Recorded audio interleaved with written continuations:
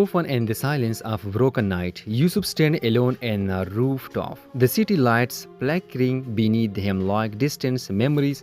The wind carries echo of the past, his childhood, his promises, and the people he swore to protect. But now everything feels like it's slipping through his fingers, seeming his brother should have changed everything, but instead it changed nothing. His brother, still shaken from the confrontation, looked at Yusuf not with a graduate but with a suspicion. There is a distance now, a good unfamiliar distance. You are not the same anymore.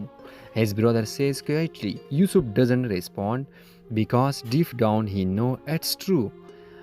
Elsewhere, Dilla sit alone in her room, her eyes solely from carrying the image of Yusuf with another woman born in her mind like a wound that refused to heal. Every memory they share now feel like a lie. When Yusuf finally comes to see her, his eyes fill with disappointment. She doesn't even let him speak.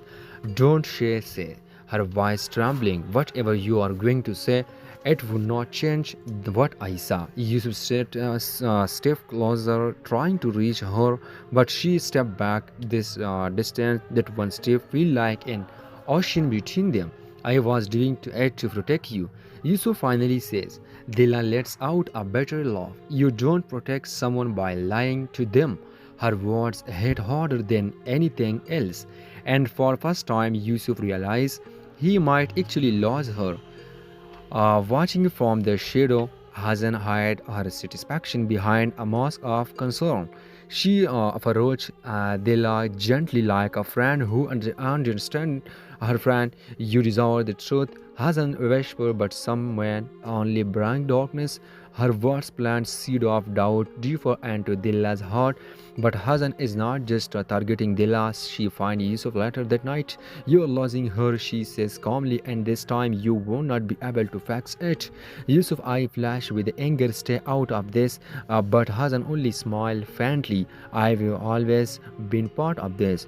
And in that moment, it became clear Hazan is not just a bystander, she is playing her own game. Inside the Idmir mission, tension suffocates every corner. Zohri authority grew harsher with each passing day. She senses weakness and she despises it. Dela become her main target. You are forgetting your place. Zohri snapped, but this time Dela doesn't stay silent. Maybe I never belong here in the first place. That single sentence shook the entire house. Saf watching everything closely. His suspicion of Yusuf has turned into ambitions. Nothing about Yusuf feels right anymore, and Sarf is not a man who ignores his instinct.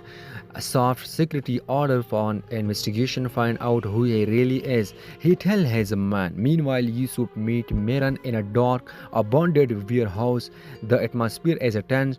We are running out of time. Miran says Sarf is getting closer. Yusuf nods. I know. Miran steps closer. His voice cooler now.